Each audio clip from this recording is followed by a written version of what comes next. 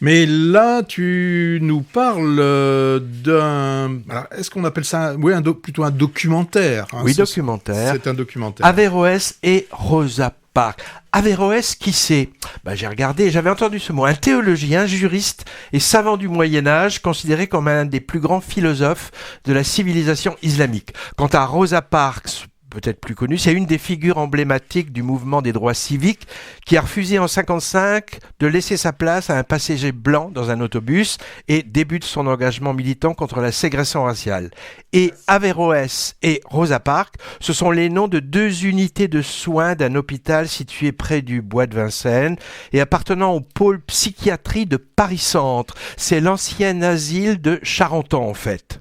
Et ces deux noms, Averroès et Rosa Parks, ils ont été choisis par le documentariste Nicolas Philibert pour le titre de son nouveau travail, car il a posé sa caméra là-bas. Le film débute par des images de drones, repérant les lieux, puis on est plongé à l'intérieur des bâtiments aux côtés de quelques-uns de ces pensionnaires, une dizaine on va dire, et de 5 ou 6 praticiens dans leurs séances d'entretien avec les patients. Le film prolonge son travail précédent, qui explorait déjà la psychiatrie.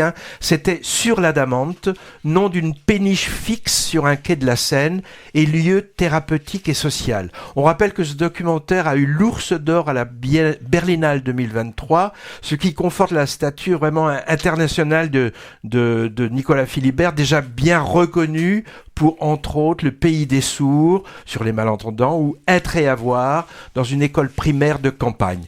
Point commun entre ce film et le précédent, une caméra non intrusive, comme absente, qui se contente de capter des moments, souvent des échanges verbaux entre les protagonistes. Des films donc sur l'écoute et sur la parole. Et bien sûr, sans voix off, ni commentaires surplombants. Moi, je suppose que ces captations ont dû nécessiter des heures et des heures déjà d'approche, de mise en confiance, et j'imagine la quantité impressionnante de rush qu'il a fallu trier, éliminer pour un montage final d'un peu plus de 2 heures. Les différences maintenant, avec Averroès et Rosa Parks, la caméra se fait encore plus discrète. Un dispositif vraiment invisible, sans fioriture de style, avec la plupart du temps des plans fixes, des champs contre champs utilisés avec parcimonie dans de longs face-à-face soignants-soignés. Dans le précédent, le dispositif filmique était parfois montré, avec des malades qui évoquaient cette intrusion d'une équipe de cinéma dans leur lieu de vie, et même qui dialoguaient avec cette équipe. Pas de ça ici, aucun regard caméra par exemple, ce qui paraît vraiment étonnant, elle est vraiment oubliée cette caméra. Autre différence, je dirais la principale, l'Adamante est un lieu ouvert. Les gens y viennent librement la journée, seuls ou accompagnés par du personnel médical, pour y passer un moment dans un espace culturel communautaire protégés, où ils prennent des responsabilités.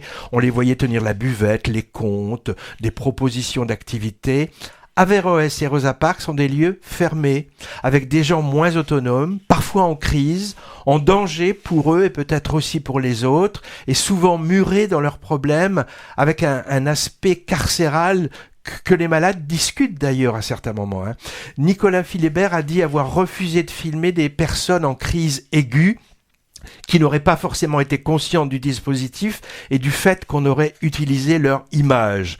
Ça aurait évidemment donné des scènes de scènes volées, de folie qui fait peur, tout à l'opposé de son objectif. Alors, comme dans le précédent documentaire, les mots entendus sont ici extrêmement forts, mélange de délire et de paroles parfois sensées et parfois d'une grande lucidité.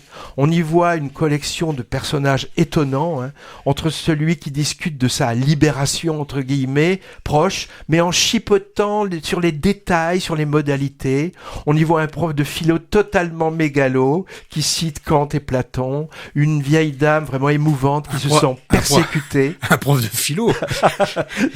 et toute une galerie d'autres individus qui sont dans leur monde. Vraiment, c'est bouleversant, sans être voyeur, et parfois drôle aussi. Et ça touche, on n'en ressort pas indemne, car on réalise que la folie est est un état passager dans lequel tout un chacun peut se reconnaître. Je cite une parole de Nicolas Philibert, lue dans un article, qui résume parfaitement ce sentiment. Il a dit « J'ai mis du temps à me l'avouer, mais ces personnages me touchent autant. C'est parce qu'elles me renvoient à moi-même, à mes propres vulnérabilités. Et c'est vrai que le film nous tend un miroir. » Chapeau bas pour ce documentaire de haute volée. Leçon d'humanité sans surplomb ni apitoiement, et aussi bien sûr au passage, hommage aux soignants travaillant dans ces lieux, qu'on voit prendre du temps pour parler avec patience aux malades, mais parfois interrompus dans leur dialogue car débordés par des situations d'urgence. À noter, Averroès et Rosa Parks est en fait le deuxième volet d'un triptyque et le troisième sera visible en salle dans quelques jours. Ça s'appelle La machine à écrire et autres sources de tracas, filmé cette fois chez des personnes atteintes de troubles psychiatriques qui vivent en appartement, libre entre guillemets si je peux dire. Il est forcément dans mon viseur.